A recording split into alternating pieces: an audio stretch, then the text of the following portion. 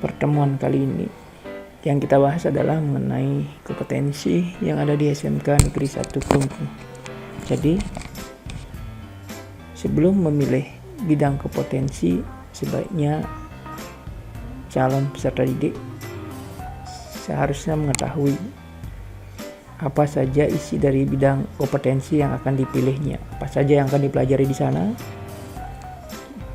dan apa persiapan yang harus dilakukan oleh siswa tersebut. Oke.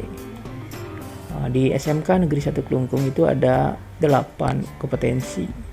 Ya, di sini bisa dilihat ada AKKL, akuntansi keuangan, akuntansi keuangan lembaga. Kemudian ada BKM, perbankan dan keuangan mikro.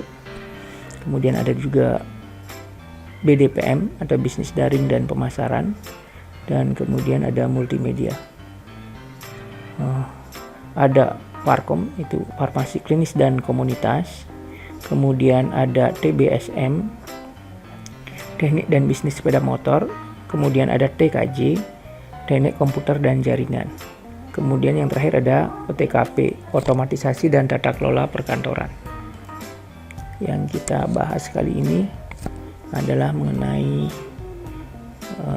kompetensi multimedia dan kompetensi TKJ. Kompetensi itu mungkin zaman dulu disebut dengan jurusan ya. Oke. Kemudian kita bahas mengenai multimedia dulu.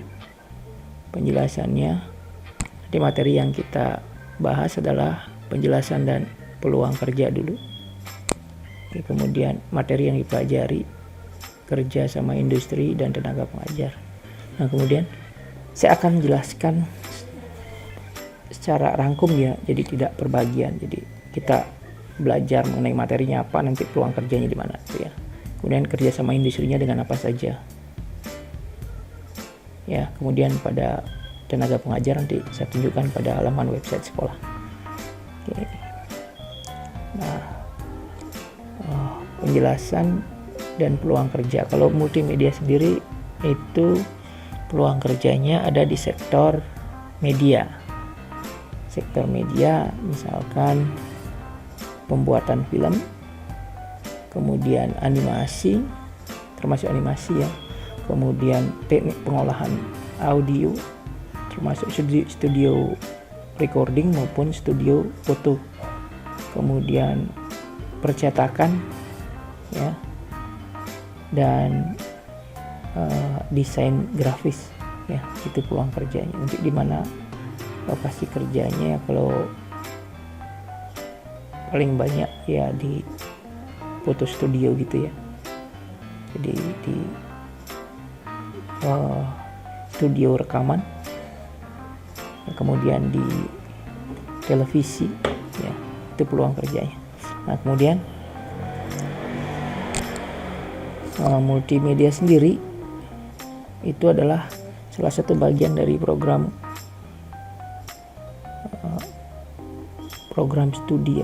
studi teknik komputer dan informatika. Jadi ada 3 di sana. Di TK itu ada 3 keahlian, yaitu multimedia, RPL, rekayasa perangkat lunak, dan teknik komputer dan jaringan. Ya. Nah, apa yang dipelajari itu misalkan percetakan, desain grafis, animasi, dan pembuatan. Oke. Nah, kemudian mata pelajaran yang dipelajari di multimedia itu ada 4 kategori.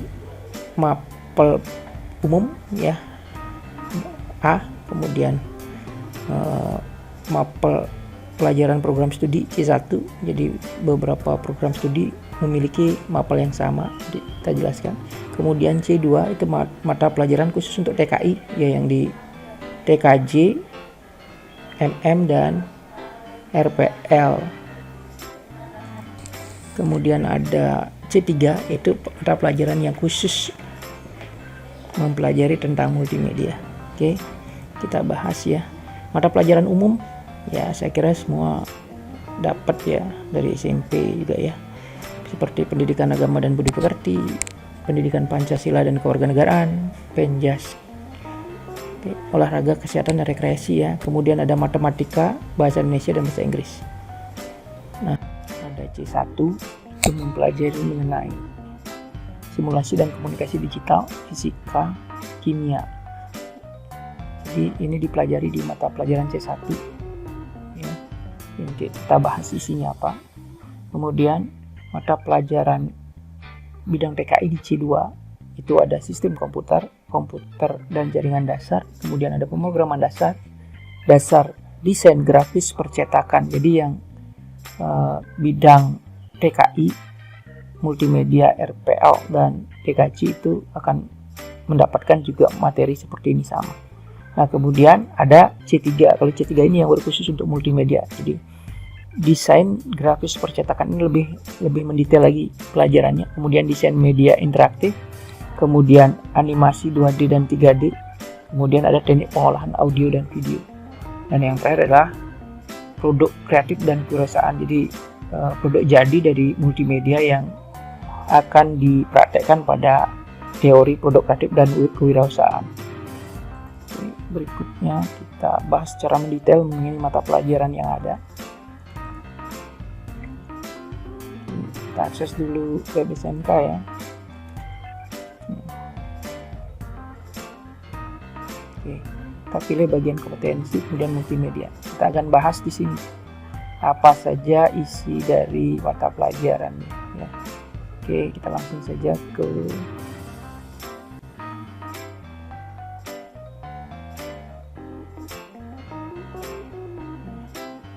sini ya. Nah, kita akan bahas dari C1 ya, dari yang umum itu. Saya kira sudah pada mengerti dan tahu ya. Nah, sebelumnya sudah pernah belajar. Jadi kita bahas dari yang C1 yang memang khusus di bidang kita di TKI ya dan multimedia. Ya. Nah, kemudian apa yang menjadi materi itu adalah ya, ada simulasi dan komunikasi digital. Yang dipelajari adalah ini ya. Jadi belajar logika dan algoritma komputer ya. Kemudian potensi yang belajar fungsi-fungsi perintah atau pada komputer ya, pada DOS mode mungkin ya. Nah, kemudian membuat Tamida ya. Kemudian ada juga intinya simulasi digital itu belajar mengenai dasar-dasar komputer ya. Jadi mengoperasikan lagi pengolah kata, kemudian seperti Google Doc ya, kemudian pola angka seperti Google Spreadsheet, membuat slide presentasi dengan Google Slide dan sebagainya. Jadi hal-hal dasar yang tentang komputer yang perlu dipelajari oleh siswa, disinilah dia dipelajari ya. Jadi hal-hal yang mendasar, tidak sampai membuat video sederhana, kemudian membuat ebook dengan ebook editor ya, kemudian membuat laporan di akhir ya, di akhir dari materi simulasi digital. Nah, kemudian yang kedua ada fisika. Fisika itu dipelajari, fisika itu pendalaman nilai IPA ya. Jadi khusus yang bidang fisik itu jadi seperti di sini materinya mengenai besaran pokok, besaran turunan ya, konsep energi, usaha, daya efisiensi itu ya. Kemudian elastisitas bahan, menganalisis hubungan antara getaran dan gelombang, kemudian optik fisis dan geometri ini sebagai pendukung nanti untuk belajar di mata pelajaran yang khusus TKI dan multimedia ya, sebagai pendukung. Nah, kemudian menganalisis konsep listrik statis dalam bidang teknologi informasi dan komunikasi, kemudian ada memahami hukum-hukum kelistrikan, kemudian kemagnetan dan elektromagnet, ada juga radiasi elektromagnetik secara kuantitatif ya, itu ya yang dipelajari di sini. Nanti sudah jelas di sini apa yang dipelajari. Jadi siswa bisa lihat juga di website smkn1.sc.id, cari bidang kompetensi yang ingin dicari seperti apa. Kemudian ada pelajaran kimia ya. Kimia itu belajar kimia sederhana, kimia dalam kehidupan, kemudian belajar mengenai struktur atom, menganalisa proses pembentukan ikatan ion, ikatan kovalen, ikatan logam dan sebagainya ya, tentang partikel dan atom, kemudian massa molekuler relatif dan konsep mol, memahami hukum-hukum dasar dan persamaan kimia. Kemudian juga menganalisa struktur sifat senyawa hidrokarbon. Ya, sampai yang terakhir adalah kita belajar mengenai manfaat kerugian radiokimia dalam kehidupan sehari-hari. Jadi kimia sederhana yang diimplementasikan dalam kehidupan sehari-hari. Oke. Nah, kemudian kita masuk ke yang C2. Jadi nanti yang lebih banyak saya jelaskan adalah yang di C2. Yang kita pelajari di C2 adalah sistem komputer. Apa yang dipelajari di sistem komputer, ya. Jadi kalau belajar multimedia, mata pelajarannya yang pertama kita pelajari adalah sistem komputer. Jadi bidang TKI pasti wajib belajar tentang sistem komputer. Apa yang dipelajari di sini mengenai sistem bilangan. Jadi kalau ada sistem bilangan ada desimal, biner, dan heksadesimal. Ya, jadi ada bilangan ini yang kita pelajari karena bilangan ini yang digunakan dalam sistem komputer. Ya, dalam komputer itu bilangan-bilangan ini yang digunakan. Desimal antara 0 sampai 9, biner 0 dan 1, heksadesimal itu dari 0 sampai F, ya. Jadi 0, 1, 2, 3, 4, 5, 6, 7, 8, 9, A, B, C, D, E, F, gitu ya. Nah, kemudian selanjutnya kita akan menganalisis gerbang logika, ya. Relasi logika dasar, kombinasi sekuensial antara not and or. Jadi ini ada kaitannya dengan fisika sebenarnya. Oke, selanjutnya kita belajar mengenai how full adder, reflect, carry adder. Jadi ini semacam penjumlahan bilangan biner, ya. Jadi full adder, reflect, carry adder, ya. Jadi nanti di sini banyak belajar mengenai bilangan-bilangan itu, ya, penjumlahan bilangan biner, desimal, kemudian heksadesimal, ya.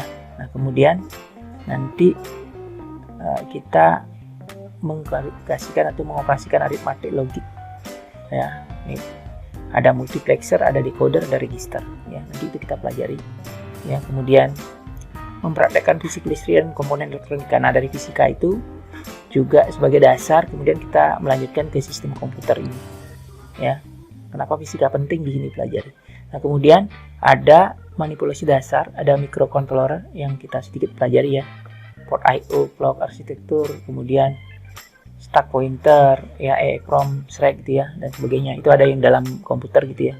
Nah, kemudian selanjutnya menganalisis blok diagram, ya, pada sistem komputer. Jadi kita belajar tentang arsitektur komputer kayak gimana sih, ya, arsitekturnya, blok diagramnya kayak gimana. Ya, nanti di sini banyak dijelaskan mengenai itu. Kemudian merangkai perangkat eksternal dengan console unit, ya, itu yang kita akan pelajari. Jadi mungkin kita menghubungkan perangkat eksternal ke PC kita, ya. Kemudian membuat alternatif kebutuhan untuk mendeteksi beberapa memori dan sistem komputer. Intinya kita belajar penuh mengenai teori komputer di sini, ya, bagaimana komputer bekerja, bagaimana komputer berjalan, ya, walaupun tidak secara detail, namun paling tidak siswa tahu bagaimana komputer itu bekerja. Nah, kemudian menyajikan rangkaian internal CPU, ya. Jadi bagaimana menyajikan rangkaian dalam struktur CPU dan fungsi CPU apa sih, itu, ya. Jadi jangan salah paham yang mengenai CPU. CPU itu adalah fungsi prosesor salah satunya, ya. Kan ada ALU, ya. Jadi di sana terdapat CPU, gitu, ya.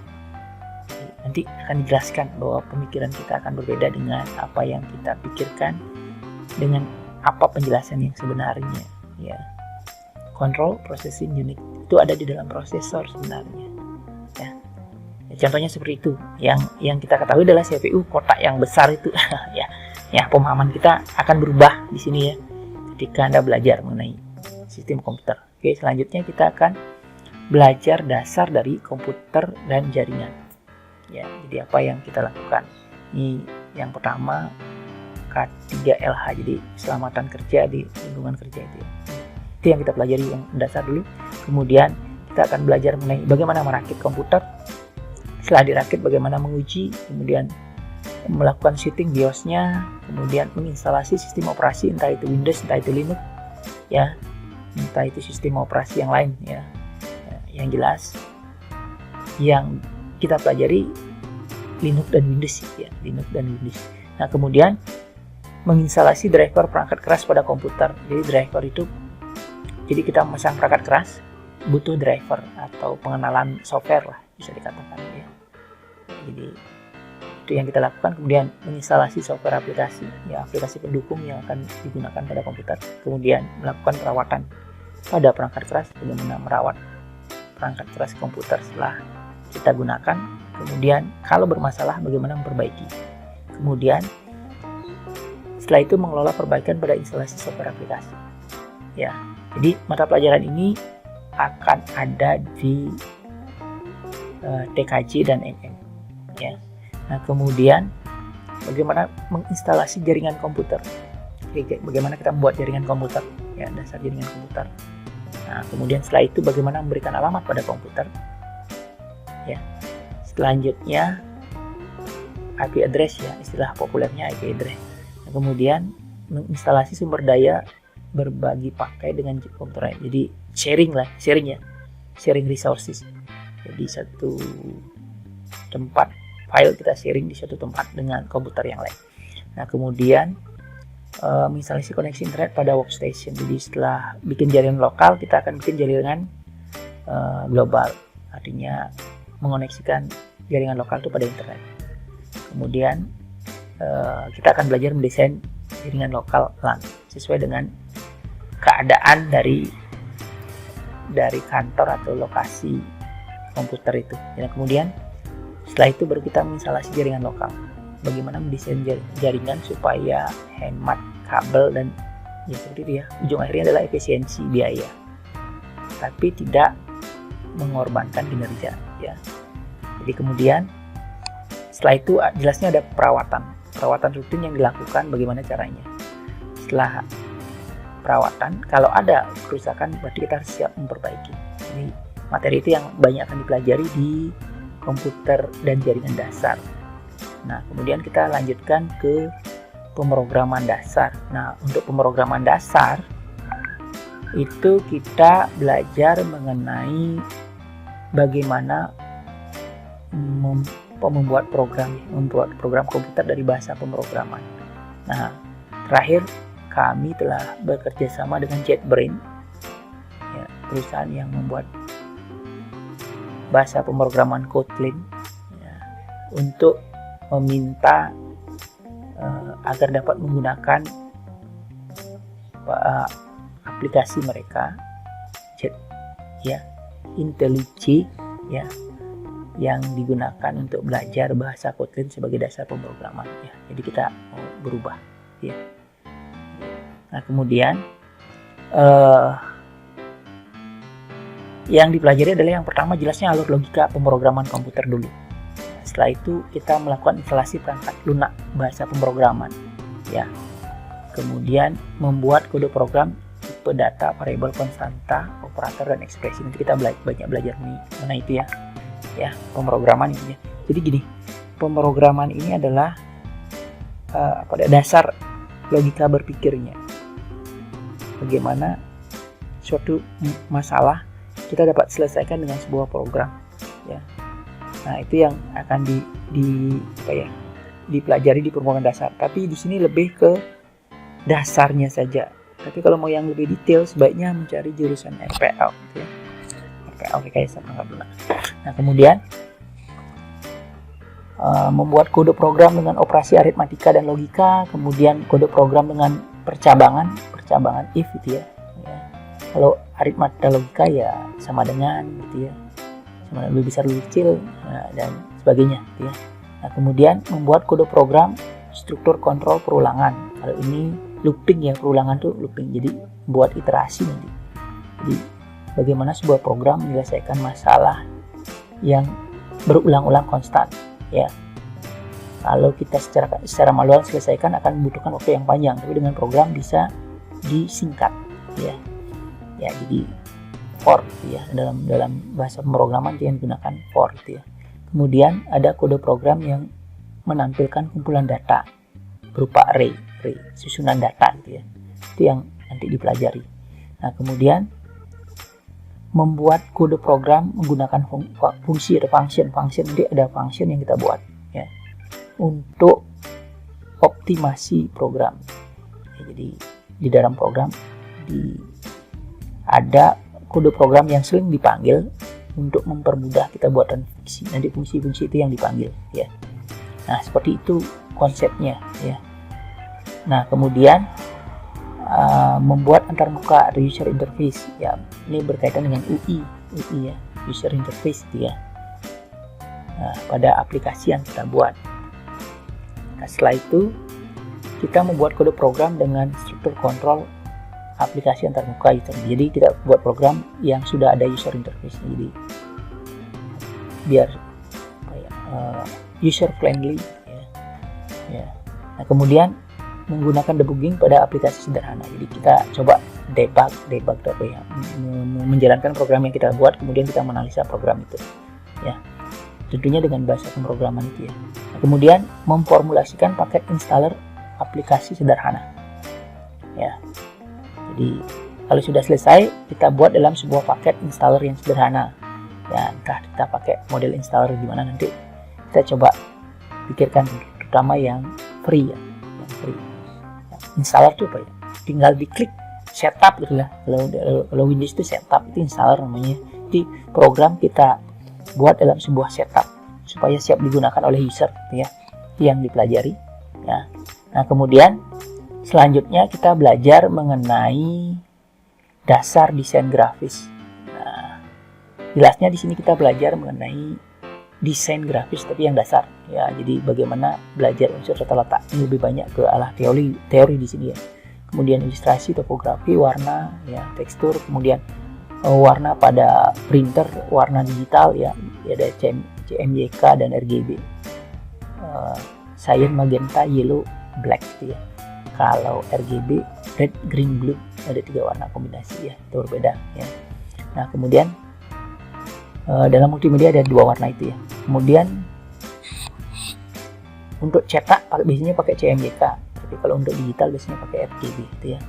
Jadi menerapkan prinsip-prinsip tata letak, ya, irama, ritme, keseimbangan, kontras, unity, harmoni, dan pembuatan dasar desain grafis. Kemudian kita mengenal berbagai format gambar, ya. Format gambar itu apa? Misalkan JPEG, TIFF, PNG, GIF, dan sebagainya, gitu, ya. Nah, kemudian melakukan proses scanning. Nah, kita akan menggunakan scanner, jadi mengubah gambar analog menjadi gambar digital dengan scanner. Jadi supaya bisa diedit di komputer, kan, gitu, ya. Dia harus jadi gambar digital, gitu, ya. Nah, itu contohnya. Kemudian selanjutnya kita akan menggunakan perangkat pengolah gambar vektor, ya. Jadi setelah di scan gambar vektor itu gambar yang dibesarkan itu tidak pecah. Jadi semacam kalau disimpan gambar itu berupa perhitungan matematika, sehingga ketika dibuka, diperbesar berapapun besarnya dia akan terpecah, ya. Biasanya yang digunakan adalah Adobe Illustrator, Corel Draw, Inkscape, gitu, ya. Kalau di Linux ada Inkscape namanya. Seperti itu yang digunakan untuk membuat gambar vektor. Nah, kemudian belajar memanipulasi gambar vektor, ya, dengan beberapa efek. Kemudian membuat desain berbasis gambar vektor, jadi gambar vektor, ya. Nah, selanjutnya kita akan mengolah gambar bitmap atau raster. Kalau bitmap ini, ya, bedanya itu disimpan dalam bentuk gambar, ya. Jadi format seperti JPEG itu bitmap, ya. Karena ketika dibesarkan dia akan pecah. Itu perbedaan antara bitmap dan vektor, ya. Kemudian memanipulasi gambar raster dengan menggunakan fitur efek, ya, sama, ya. Kemudian membuat gambar raster dengan bitmap. Apa sih bedanya? Kenapa harus pakai bitmap? Ya, kalau kita punya foto mau diedit, itu namanya bitmap yang kita edit, ya.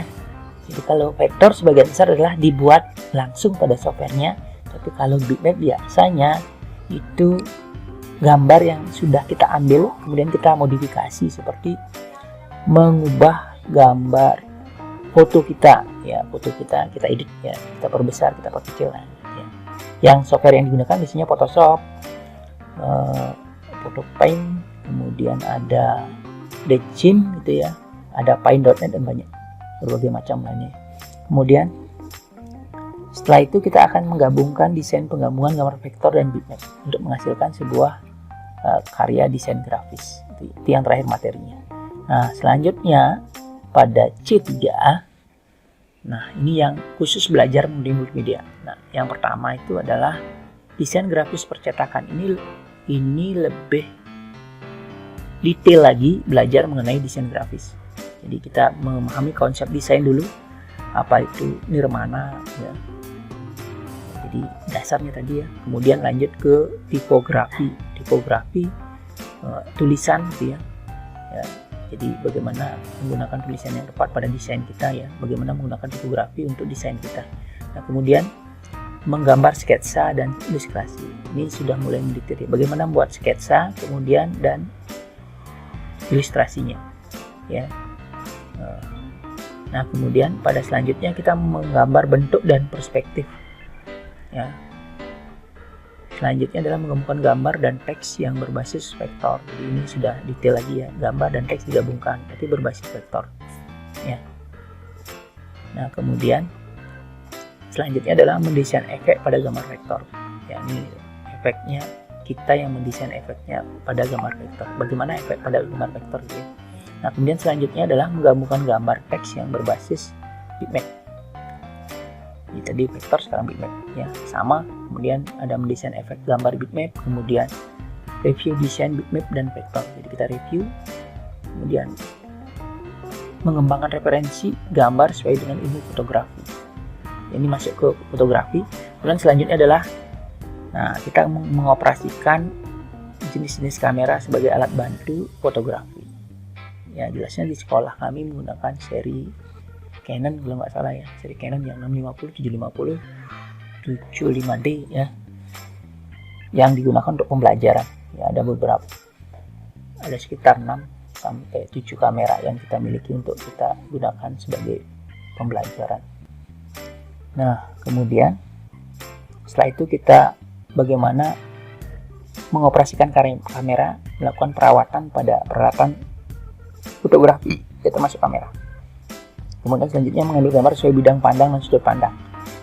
Kemudian mengatur tata cahaya dalam pengambilan gambar. Ya, kita belajar bagaimana sudut pandang, tata cahayanya, kemudian teknik zoomingnya, panningnya, supaya menghasilkan gambar yang sesuai, ya, sesuai yang diharapkan. Ya, terlepas dari konsep dari desain grafis di atas ya, tetap menerapkan konsep desain grafis di atas ya, tidak sembarangan ya. Jadi bagaimana mengatur cahayanya, sudut pandangnya, zoomingnya ya, panningnya, sehingga yang dihasilkan sesuai dengan harapan. Nah, kemudian mengambil gambar dengan teknik blurring ya, itu yang dipelajari di sini. Kemudian mengambil gambar berdasarkan komposisi gambar dan fotografi. Kemudian membuat karya seni fotografi digital. Yang terakhir adalah membuat laporan karya fotografi. Ya, tetap yang terakhir kita membuat laporannya. Apa yang kita buat, kita laporkan. Ya. Nah, kemudian selanjutnya ada desain media interaktif. Oke. Nah, di sini secara prinsip jadi kita membuat media yang interaktif, entah itu berbasis web. Saat ini kan berbasis web ya, karena banyak karena di era revolusi industri 4.0 semua ada di internet. Jadi desain media kita akan lebih banyak tampil di web. Nah, itulah yang akan banyak dipelajari di sini. Jadi bagaimana mengoperasikan aplikasi multimedia berbasis halaman web ya. Kemudian bagaimana menggabungkan image ya, animasi, audio, video dalam sajian multimedia interaktif berbasis halaman web. Jadi semua berbasis web ya. Jadi membuat style pada multimedia interaktif halaman web. Jadi kita membuat sesuatu desain yang dapat digunakan ya, menyelesaikan masalah yang ada ya, tapi berbasis web sebagian besar ya, sehingga lebih banyak akan bersentuhan dengan kode-kode pada website gitu ya. Nah, kemudian mengolah multimedia interaktif menggunakan kode program ya, itu yang digunakan. Kemudian mengolah data pada produk multimedia interaktif dan melakukan publikasi ya. Kemudian mendesain produk multimedia interaktif, dan terakhir adalah membuat laporan. Setelah selesai pengerjaan maka kita membuat laporan. Yang terakhir pasti membuat laporan. Nah, kemudian selanjutnya kita belajar animasi 2D dan 3D ya. Jadi animasi 2 dimensi atau vektor ya, dua-duanya vektor ya. Jadi 2 dimensi biasanya kita menggunakan Flash, Animate ya. Mungkin ada juga yang menggunakan Synfig atau Toon Boom atau OpenToon ya sebagai software pembelajaran animasi. Jadi di sini kita membuat animasi 2 dimensi yang sederhana dulu di semester 1. Contoh animasi 2 dimensi silahkan lihat di televisi ya. Misalkan ada kartun yang lama ya, yang dulu-dulu. Jadi kalau 2 dimensi cuma ada tinggi dan lebar ya. Jadi kalau ada kartun yang cuma ada tinggi dan lebarnya itu adalah kartun 2 dimensi ya. Jadi kita akan detail belajar mengenai itu, teknik twinning, kemudian prinsip-prinsip animasi, kemudian gambar digital pattern, kemudian gambar latar, bagaimana memproduksi animasi 2 dimensi, kemudian review animasinya gitu ya. Nah, di semester kedua kita akan belajar mengenai rancangan objek 3 dimensi, bagaimana membuat 3D HUD surface, bagaimana membuat modelan objek, bagaimana mengaplikasikan material pada objek 3 dimensi. Jadi kalau 3 dimensi ada panjang, lebar, dan kedalaman gitu ya. Ya, kalau di ini kan tinggi, lebar, kedalaman, deep ya, itu lebihnya. Proyeksinya ada 3x, y, z. Kalau 2 dimensi ada x, y saja ya. Nah, kemudian mengaplikasikan material pada objek 3 dimensi. Jadi nanti kalau 3 dimensi kita biasanya menggunakan Blender, software aplikasi Blender yang free ya. Ada juga yang menggunakan 3ds Max atau Maya ya, dan aplikasi yang lain ya. Intinya kita akan lebih banyak bersentuhan dengan 3D Blender. Nah, kemudian meletakkan posisi kamera yang tepat pada aplikasi 3 dimensi. Jelasnya itu ya. Kalau yang 3 dimensi ada posisi kameranya, kalau 2 dimensi enggak, karena dia cuma tinggi dan lebar gitu ya. Nah, kalau 3 dimensi ada deepnya, sehingga ada posisi kamera dilihat dari atas, bawah, samping, depan, belakang dia. Jadi kompleks dia, sedikit lebih kompleks dia dari yang 2 dimensi. Kemudian membuat gerakan digital non karakter. Jadi dalam aplikasi 3 dimensi, kemudian menerapkan rendering, bagaimana ngerender di 3 dimensi. Ya, jadi kalau 2 dimensi tidak dirender ya. Kemudian bagaimana membuat produk animasi 3D menggunakan objek-objek sederhana dengan mesin grafik. Yang terakhir adalah tetap membuat laporan dari produk yang kita buat. Ya. Nah, itu mengenai animasi 2 dimensi. Yang selanjutnya adalah teknik pengolahan audio video. Nah, di sini kita banyak akan belajar mengenai bagaimana mengolah audio dan video dari pengambilan kamera, membuat alur produksi multimedianya, kemudian mengoperasikan kamera video, mengambil sudut pandang, angle, tata cahaya, kemudian menggunakan perangkat lunak pengolah video, misalkan Premiere, Vegas, Camtasia, Filmora, dan sebagainya sebagai alat penyunting. Biasanya digunakan Premiere ya, Premiere. Ya. Kemudian ada manipulasi audio menggunakan fitur-fitur perangkat audio digital. Ya, jadi bagaimana audio itu diolah, menghilangkan noise-nya, kemudian memperbesar, memperkecil, membuat bitrate audionya sesuai, nah, gitu.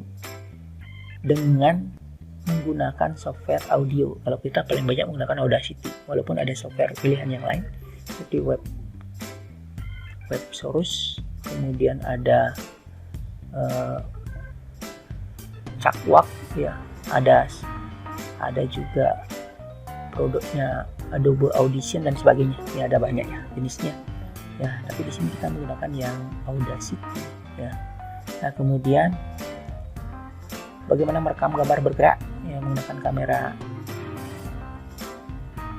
camcorder, kemudian membadukan audio video sesuai dengan naskah skenario yang dibuat, kemudian memperbaiki kualitas data audio jika ada masalah data audio, kemudian menggabungkan teks untuk dipadukan dengan video.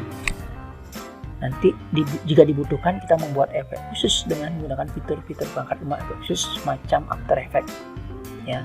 Kemudian setelah itu membuat pengemasan produksi video, dan selanjutnya membuat laporan video pendek. Jadi nanti di akhir ada produk yang dihasilkan adalah video pendek. Jadi setiap mata pelajaran ini akan menghasilkan sebuah produk setelah belajar berbagai praktek dan teori di atasnya. Jadi pada bagian akhir pasti ada produk yang dihasilkan. Ya. Nah, kemudian selanjutnya ada yang terakhir, ada produk kreatif dan kewirausahaan. Nah di sini ini lebih banyak ke bagaimana kita mampu mengelola dari produk yang kita buat, mengelola dan memasarkan. Ya, kalau produk dibuat tapi tidak dipasarkan kan percuma. Jadi di sini kita belajar sebagai wirausahaan. Produk apa sih yang dibutuhkan oleh pasar, kemudian kita membuatnya dan kita memasarkannya. Ya, jadi ada beberapa hal yang perlu diperhatikan. Ya, jadi sikap sebagai perilaku wirausahawan, kemudian bagaimana menentukan peluang usaha dari barang yang kita atau produk yang kita buat, kemudian tidak melanggar hak cipta orang lain ya atas produk yang kita buat, atau kalau kita mau mendaftarkan produk kita ke hak cipta ya, kekayaan intelektual, supaya tidak ditiru orang misalkan. Nah, itu yang dipelajari. Kemudian membuat desain prototipe kemasan produk ya, produk yang mau dibuat, kemudian membuat alur proses pembuatannya ya, kemudian membuat lembar kerja ya, kemudian menghitung biaya produksinya berapa sih yang produk yang kita buat, sehingga kita bisa menentukan harga jualnya. Kalau ini kita tidak lakukan, maka kita tidak akan tahu harga jualnya berapa. Kemudian baru membuat produknya, menguji produknya, kemudian membuat perencanaan produksi massal. Nah, jadi setelah menghitung biayanya, kita akan coba menganalisa pasar, memproduksi massal, seberapa banyak bisa kita pasarkan produk ini. Ya. Kemudian membuat indikator keberhasilan tahapan produksi massal. Jadi seberapa berhasilkah produk ini kita pasarkan ya. Nah, kalau memang pasar membutuhkan banyak, maka kita siap melakukan produksi massal. Nah, selanjutnya kita melakukan perakitan produk barang jasa. Barang kita di sini kan produk ya, produk. Nah, kemudian setelah melakukan perakitan ada pengujiannya, kemudian ada yang terakhir ada pemeriksaannya. Jadi pemeriksaan produknya. Nah, kemudian menyusun paparan deskriptif, naratif, dan persuasif tentang produk yang kita buat. Nah, selanjutnya adalah membuat media promosi berdasarkan segmentasi pasar. Nah, di sini sudah produk yang kita hasilkan, kita promosikan. Ya. Nah, media promosinya entah berupa Facebook, ya, media sosial dan macam-macam ya, atau website dan sebagainya. Kemudian melakukan pemasaran, ya. Setelah berjalan, bagaimana membuat bagan perkembangan usaha. Jadi membuat alur prosesnya, alur proses jangka panjangnya, long term service istilahnya, ya. Memelihara supaya usaha itu tetap berkembang. Nah, kemudian yang terakhir kita membuat laporan lagi, tapi di sini yang dibuat adalah laporan keuangan. Ya, laporan keuangan yang menyatakan bahwa adakah profit dari produk yang kita hasilkan. Ya, itu kira-kira yang dipelajari di multimedia. Mungkin penjelasannya nggak panjang, tapi paling tidak siswa tahu apa yang dipelajari supaya lebih saya cocoknya di sini gitu ya. Jadi misalkan seperti itu, atau saya nggak cocok nih di sini, sepertinya saya butuh yang lain nih gitu ya. Oke, pada video selanjutnya saya akan jelaskan mengenai TKJ dulu Setelah itu baru menyusul penjelasan dari jurusan-jurusan yang lain. Terima kasih.